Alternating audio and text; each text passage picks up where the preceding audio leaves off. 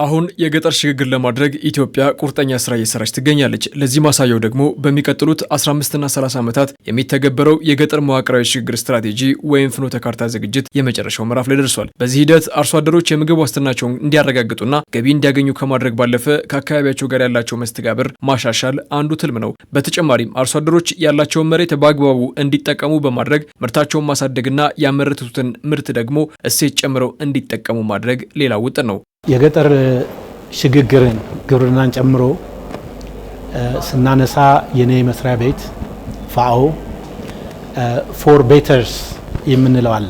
አራት ጥሩዎች ማለት ነው። ቤተርስ አንዱ ምርታማነትን መጨመር ነው።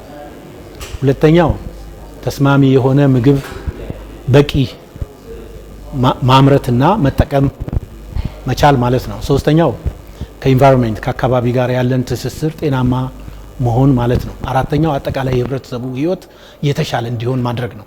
ስለዚህ የገጠር ልማት ስናካሄድ እነዚህን ማየት መቻል አለብን። በእውቀት ላይ የተመረኮዘ የአካባቢ አቅምን ያገናዘበ የገጠር ትራንስፎርሜሽን አስፈላጊ መሆኑን ይሄን ለመስራት ደግሞ እነዚህ የጠቀስናቸው አካላት አብረው መስራት እንዳለባቸው እንደ ሌት ካመር ደግሞ ከዓለም ተሞክሮ ወደኛ አዳፕት የማድረግ እነዚህን ሁሉ ያገናዘበ ስራ ከተሰራ በተለይ አሁን ሮድ ማፕ የገጠር ትራንስፎርሜሽን ሮድ ማፕ የሚለው ይሄንን ሁሉ አገናዝቦ ከተሰራ በአጭር ጊዜ ለውጥ የምናይበት ሁኔታ ይፈጠራል። በገጠር ሽግግር ወቅት አርሶ አደሩ የሚኖርበት አካባቢ ያሉ ተቋማትን ማጠናከርና የአስተዳደር ስርዓቶችን በመዘርጋት ዘመናዊ የአኗኗር ዘይቤን ማስፈን ሌላው ጥረት ነው። በእርግጥ ለገጠር ሽግግር ስኬት መሰረቱ ቀደም ሲል የተሰራው በግብርና ሽግግር ወይም ትራንስፎርሜሽን ነው። በዚህ ሂደት ደግሞ የተፈጠረው ሰፊ የኩታ ገጠም እርሻ ልምምድ አሁን አርሶ አደሩን ወደ ሰፊ የኢንቨስትመንት አቅምና የቢዝነስ ኢንተርፕራይዝ ማሸጋገር አንዱ የገጠር ሽግግር ውጥን ነው። በዚህ መስክም ኢትዮጵያ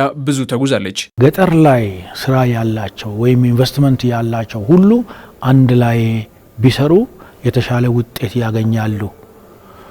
ይሄንን በተመለከተ የግብርና ትራንስፎርሜሽን ኢንስቲትዩት እየሰራ ያለው ስራ ምንድነው? እንግዲህ አርሶ አደሮችን በኩታ ገጠም አደራጅቶ እያመረቱ ትርፍ ምርት አግኝተው ያንን ሸጠው ገቢ አግኝተው ጥሩ እንቅስቃሴ ያላቸውን አርሶ አደሮች ከኩታ ገጠም ወዴት እያሸጋገራቸው ነው? የአምራች አርሶ አደር እና አግሪ ቢዝነስ ኩባንያ ወደዛ እንዲሸጋገሩ በክላስተር ተደራጅተው እንበልና 1000 2000 ሄክታር የሚያመርቱ አርሶ አደሮች ያንን ወደ ኩባንያ መቀየርና የሚሰሩትን ስራ ወደ ቢዝነስ ኢንተርፕራይዝ በትርፋማነት ስሌት ያለው ትርፍ የሚገዙበትን የሚሰሩትን የሚሸጡበትን እነዛን በሙሉ ያካተተ ኩባንያ እንዲሆን ማለት ነው። ይህንን ወደ ስኬት ለማድረስ አርሶ አደሩ አሁን እያመረተ የሚገኘውን የኩታ ገጠም እርሻ መሰረት ያደረገ የግብርና ቢዝነስ ስራ በማካተት የሚያገኘውን ገቢ ማሳደግ ይሆናል። ይህን ተግባራዊ ለማድረግ የሚያስችለውን መሰረት እየጣለ የሚገኘው የኢትዮጵያ ግብርና ትራንስፎርሜሽን ኢንስቲትዩት ዛሬ ላይ ኩባንያዎችንም እያደራጀ ይገኛል። 50 ኩባንያዎችን አደራጅተናል። መሰረተ ልማት እየጣልን ነው። አሁን ምን ይፈልጋሉ? በርካታ የሆነ መሰረተ ልማት ይፈልጋሉ። እነሱ የሚሰበሰቡበት የሚያርሱበት ፋርም ማሽነሪ፣ ፕሮሰስ የሚያረጉበት ኮምባይነር፣ ሌሎችም መሰረተ ልማቶች የሚያጠራቀሙበት መጋዘን፣ ፓካውስ፣ ቢሮአቸው እነዛን በሙሉ ያካተተ መሰረተ ልማት እየሰራን ነው። አሁን ምን ማድረግ ነው የምንፈልገው? እነዚህ የቢዝነስ ኢንተርፕራይዝ ሆኖ ቅድም ካልኩት ግብርና የገጠር ትራንስፎርሜሽን ጋር ከግብርና ውጪ ያለውን የቢዝነስ ስራ እንዲያሳልጡና ብዙ ሰው እንዲቀጥሩ ወደፊት ደግሞ እያደጉ ሲሄዱ አንዳንዶቹ ስፔሻላይዝ ያደርጋሉ። ይህ ራዕይ ደግሞ በተጨባጭ እንዲተገበር የሁሉም ተቋማት ቅንጅት በጋራ 3 መሰረታዊ ጉዳይ ላይ መስራትን ይጠይቃል። አንደኛ ጆይንት አንድ ላይ ተቀናጅተው ማቀድ ያስፈልጋል። አንዱ ብቻ አቅዶ ሌሎቹን ኑ ማለት ሳይሆን እቅዱ ራሱ አንድ ላይ በትብብር መዘጋጀት አለበት። ሁለተኛ እንዴት እናስተሳስረው በጀታችንን። እያንዳንዱ ሴክተር እያንዳንዱ ተዋናይዛ ውስጥ ምን ይዤ ነው የምመጣው? የአንድ ሴክተር ጉዳይ ብቻ ስለ አይደለም ማለት ነው። ይሄም አንድ ላይ አላይንድ መሆን አለበት።